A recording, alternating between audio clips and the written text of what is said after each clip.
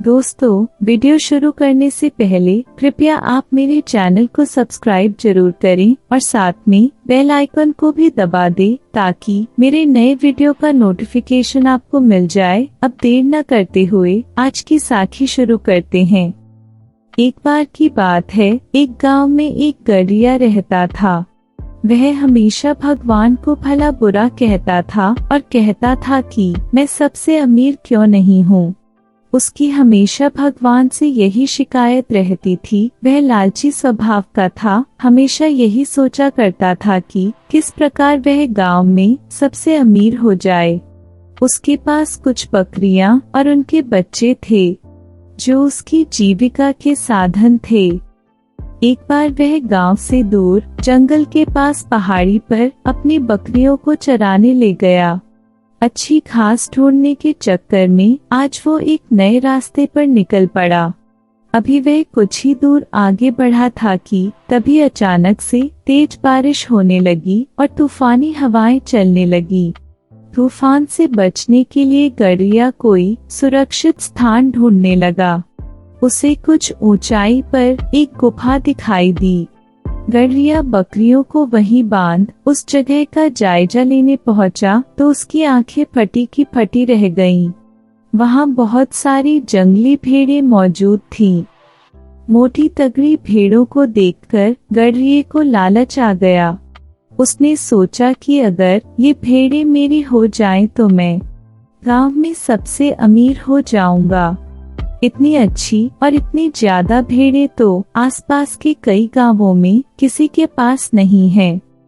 उसने मन ही मन सोचा कि मौका अच्छा है, मैं कुछ ही देर में इन्हें बहला फुसलाकर अपना बना लूंगा, फिर इन्हें साथ लेकर गांव चला जाऊंगा।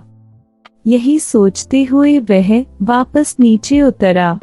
बारिश में भीगती अपनी दुबली पतली कमजोर बकरियों को देखकर उसने सोचा कि अब जब मेरे पास इतनी सारी हट्टी कट्टी भेड़ें हैं तो मुझे इन बकरियों की क्या जरूरत।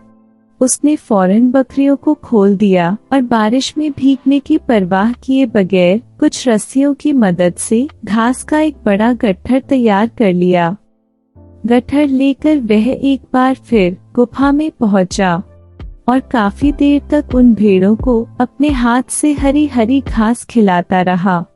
जब तूफान थम गया तो वह बाहर निकला। उसने देखा कि उसकी सारी बकरियां उस स्थान से कहीं और जा चुकी थीं। गड़ेरिए को इन बकरियों के जाने का कोई अफसोस नहीं था, बल्कि वह खुश था कि आज उसे मुफ्त में एक साथ इतनी अच्छी भेड़ें मिल गई हैं। यही सोचते सोचते वह वापस गुफा की ओर मुड़ा। लेकिन ये क्या, बारिश थमते ही भेड़ें वहां से निकलकर दूसरी तरफ जाने लगी। वह तेजी से दौड़कर उनके पास पहुंचा और उन्हें अपने साथ ले जाने की कोशिश करने लगा, पर भेड़ें बहुत थीं, वह अकेला उन्हें नियंत्रित नहीं कर सकता था। कुछ ही देर में सारी भेड़ें उसकी आंखों से ओझल हो गईं। यह सब देख गड़िए को गुस्सा आ गया। उसने चिल्लाकर बोला, तुम्हारे लिए मैंने अपनी बकरियों को बारिश में बाहर छोड़ दिया, इतनी मेहनत से घास काटकर खिलाई और तुम सब मुझे छोड़कर चली गई। सचमुच कितनी स्वार्थी हो तुम सब।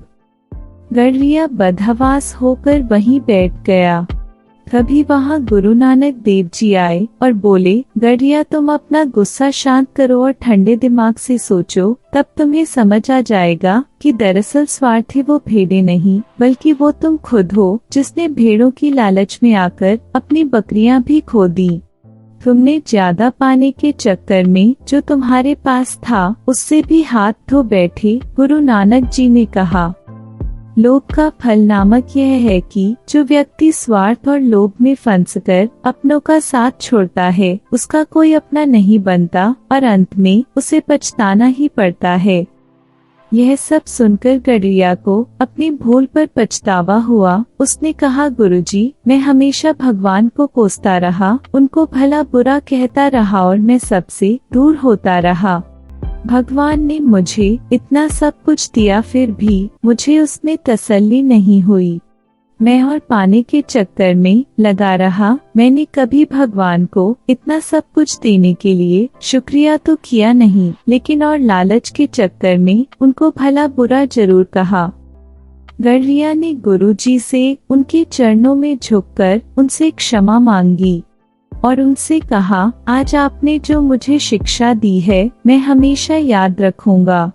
गुरु नानक जी ने उसको आशीर्वाद दिया और अपनी अगली यात्रा पर निकल पड़े। प्यार से बोलिए वाहे गुरु जी।